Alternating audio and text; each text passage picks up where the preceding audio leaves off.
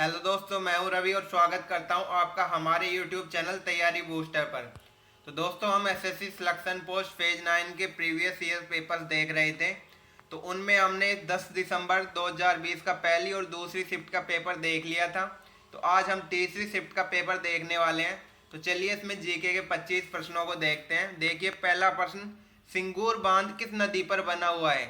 तो सिंगूर बांध किस नदी पर बना हुआ है? तो इसका सही आंसर हो जाएगा मंजीरा नदी। मंजीरा नदी पर सिंगूर बांध बना हुआ है।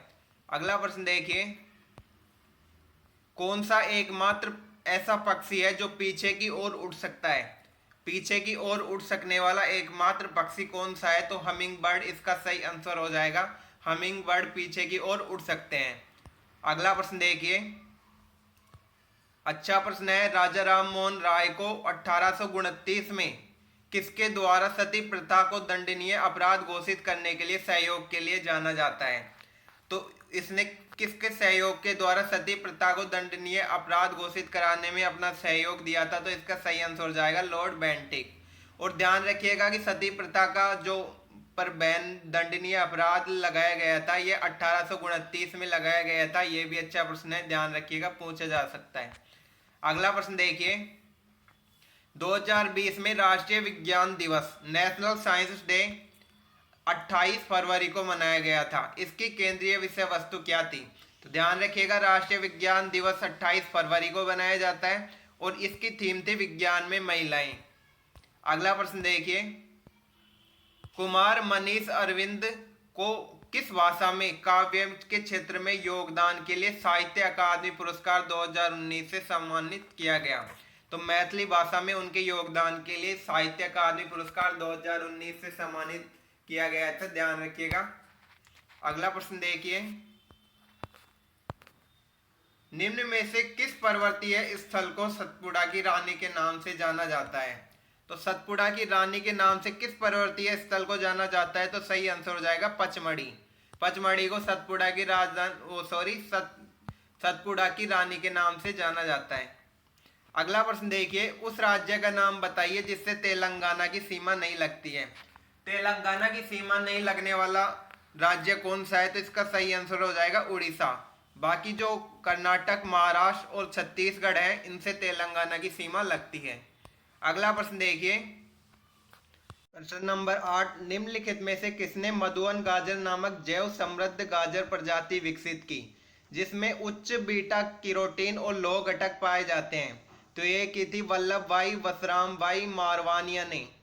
अगला प्रश्न देखिए, centre for cultural resources and training CCRT की भारत सरकार द्वारा एक स्वायत्त शासित संगठन के रूप में स्थापना कब की गई?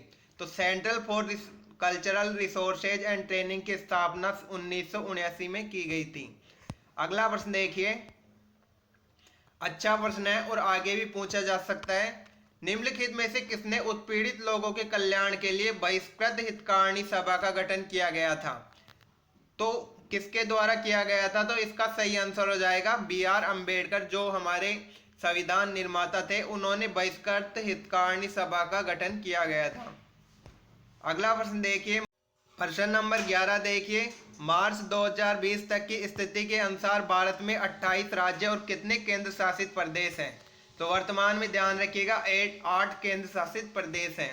अगला प्रश्न देखिए, विश्व स्वास्थ्य दिवस 2020 को मनाया गया जिसकी विषय वस्तु नसों और मिडवाइफों को सहयोग प्रदान करना थी। तो यह कब मनाया गया था? तो इसका सही आंसर हो जाएगा 7 अप्रैल को। 7 अप्रैल 2020 को मनाया गया। इसकी विषय वस्तु नसों और मिडवाइफों को सहयोग प्रदान करना थी। अगला प्रश्न देखिए, अच्छा क्वेश्चन है, आगे भी पूछा जा सकता है कि ब्रह्मपुत्र नदी को तिब्बत में क्या और बांग्लादेश में जमुना के नाम से जाना जाता है?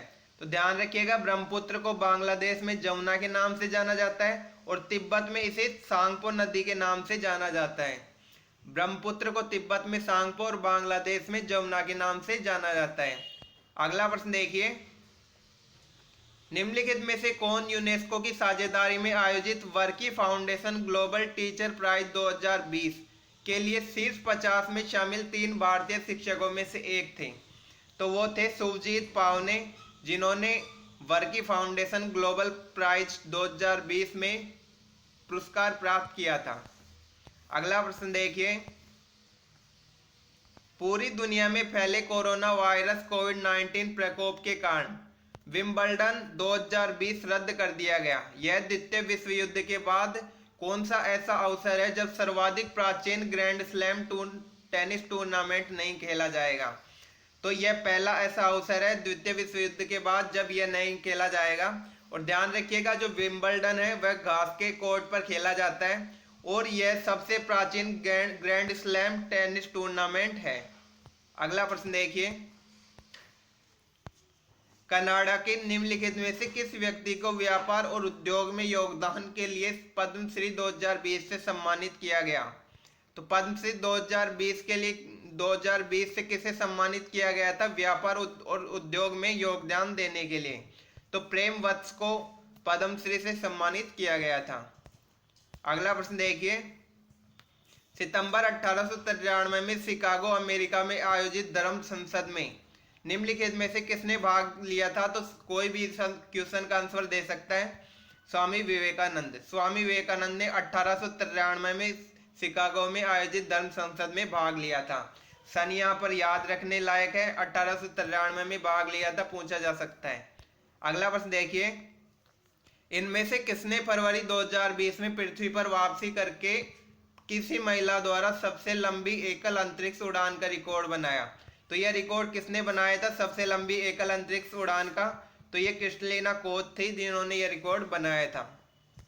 अगला प्रश्न देखिए, बोरीबंदर और ठाणे के मध्य पहली यात्री रेलगाड़ी किस वर्ष चली थी?